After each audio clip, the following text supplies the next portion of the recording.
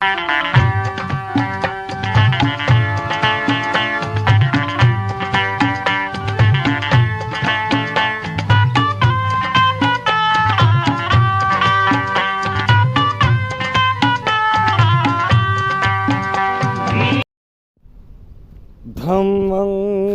चरे सुचरितं नतं दुचरितं चरे धम्मचारी सुखं सेति अस्मिन् लोके परम हि च।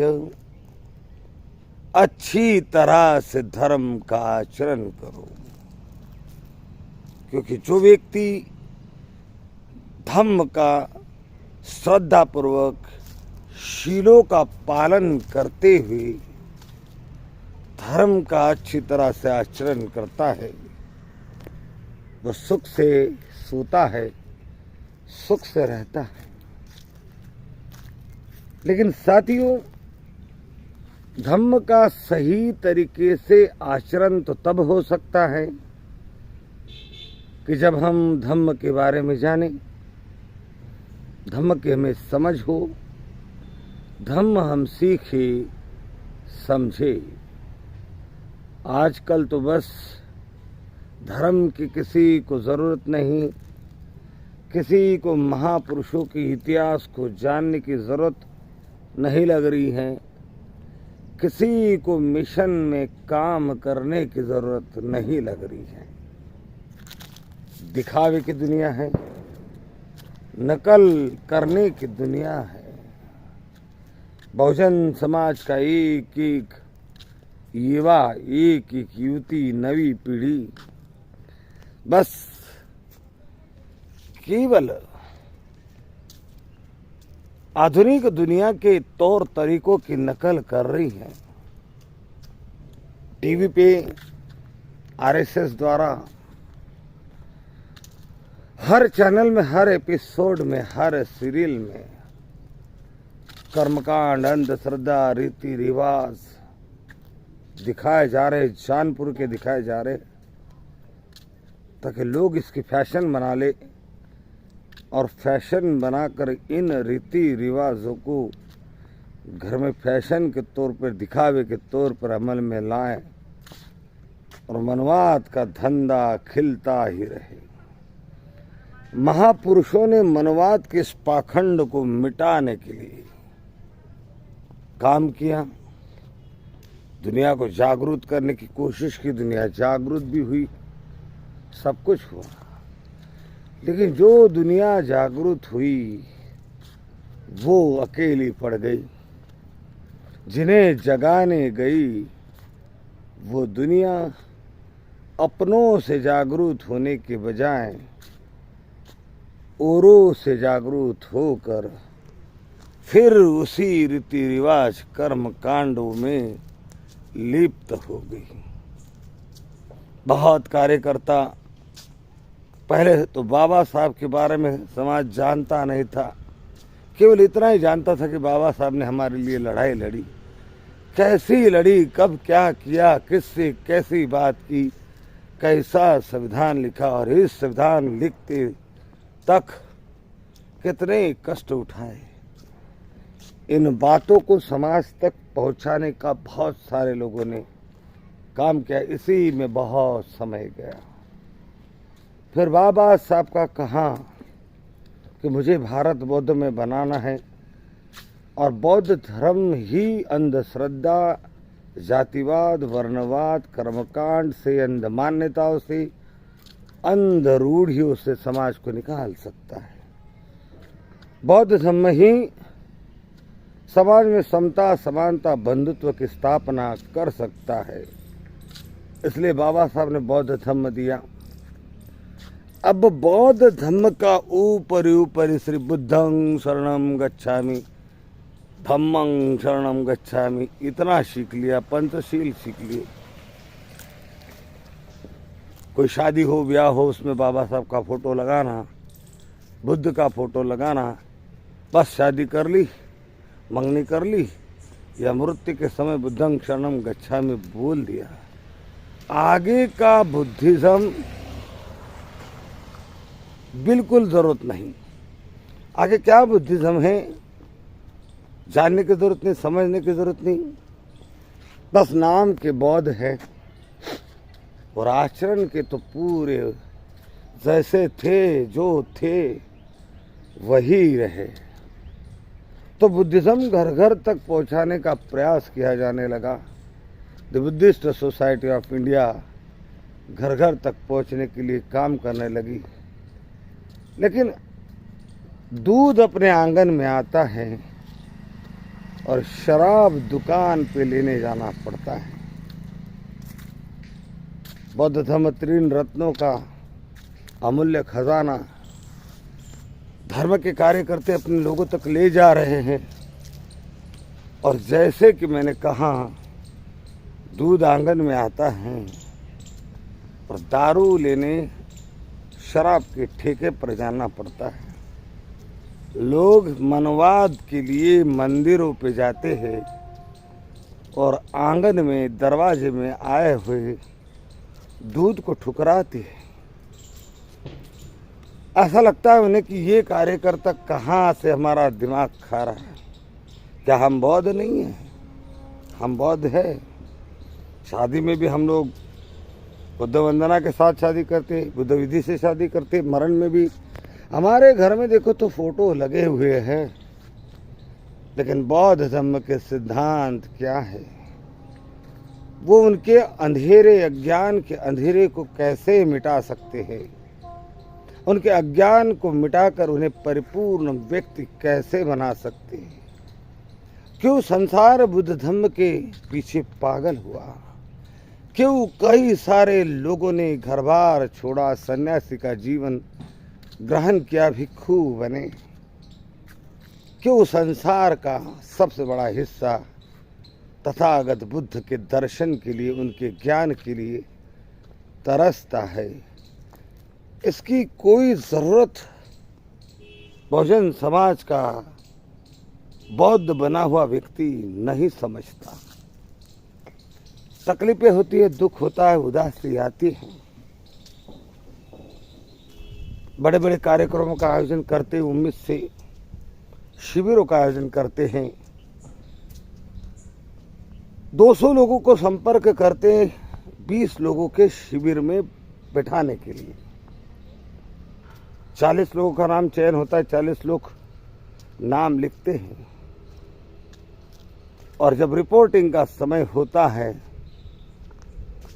तो 20 भी नहीं, 10 या 12 या 15 या 20, 17 लोग उपस्थित होते हैं। तब कलेजा फटता है, तब दिल टूटता है, तब ऐसा लगता है कि इतनी 2 महीने से मेहनत कर रहा हूँ और मेरी मेहनत बेकार में जारी है। हर कोई बहाना कर रहा है, समय नहीं, हर कोई बहाना कर रहा है।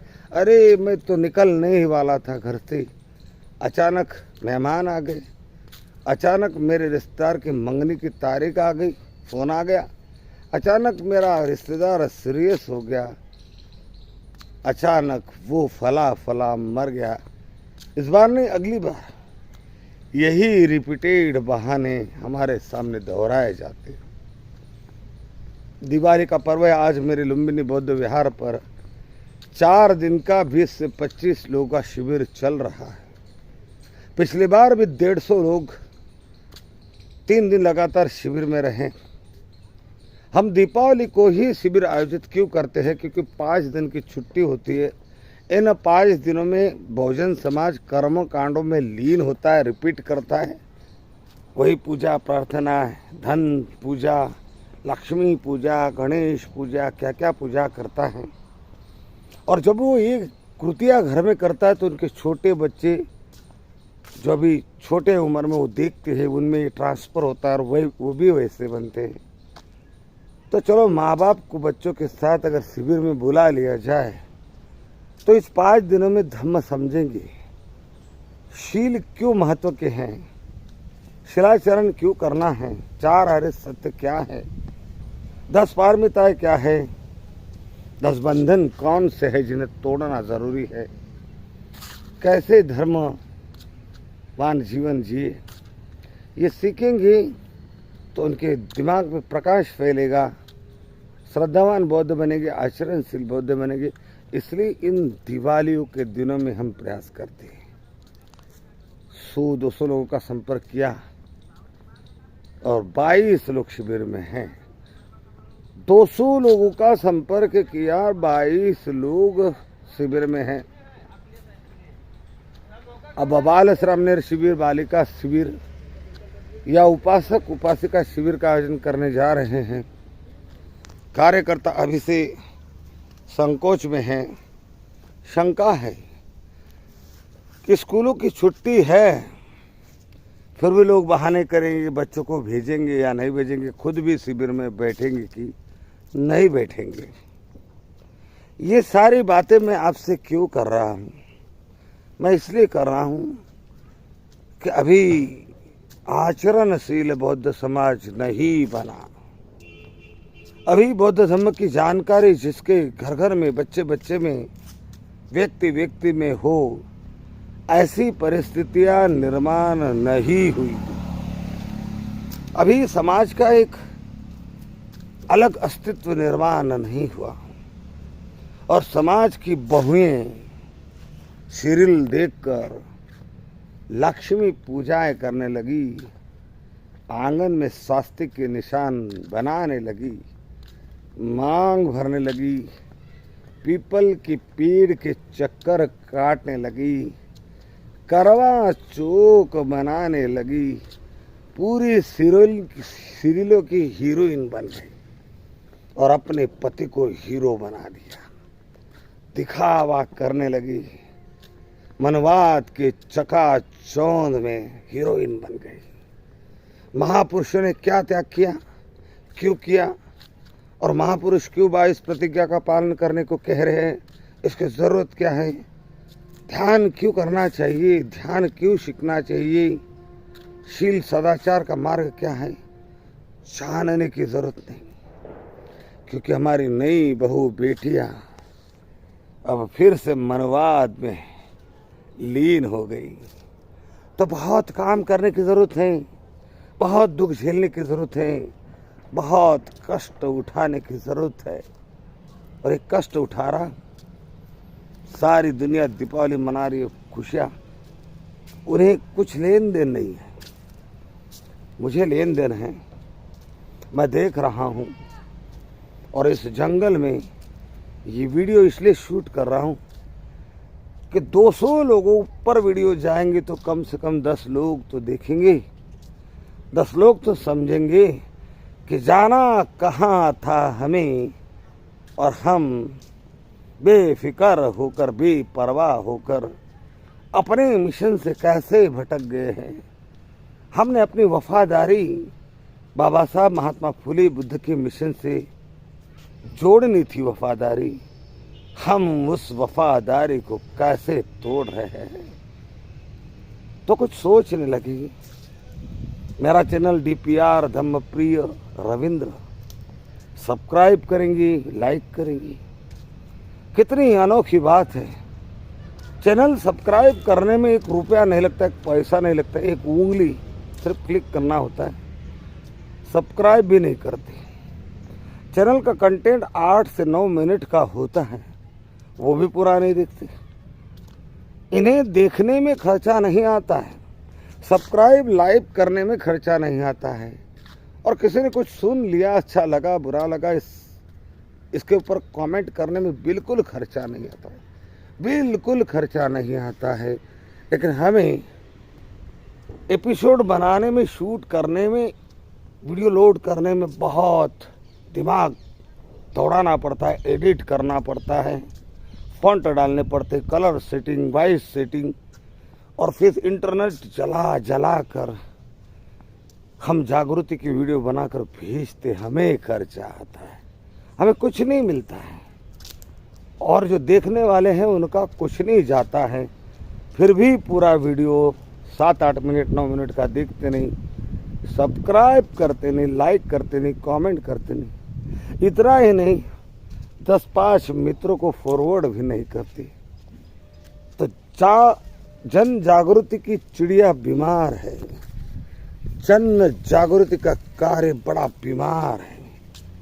लोगों की बुरी आदतें, बुरी सोच, नेगेटिविटी का कैंसर मूवमेंट को लग चुका है। लेकिन हम उम्मीदें नहीं तोड़ेंगे, हम अपना कार्य नहीं छोड़ेंगे। आपको बुरा लगता है हम वीडियो डालते बोलते हैं, अब दुत्कार होगी, गाली दोगी, लेकिन हम तो अपने कर्म से बंधे हैं, कर्तव्य से बंधे हैं। अपना कर्तव्य निभाएंगे। तुम्हें जागरूक करने का ठान रखी है तो जागरूक करने में पीछे नहीं हटेंगे। पसंद आए तो लाइक करो, कमेंट करो, मेरे चैनल को सब्सक्राइब करो। नमो बुद्धाय।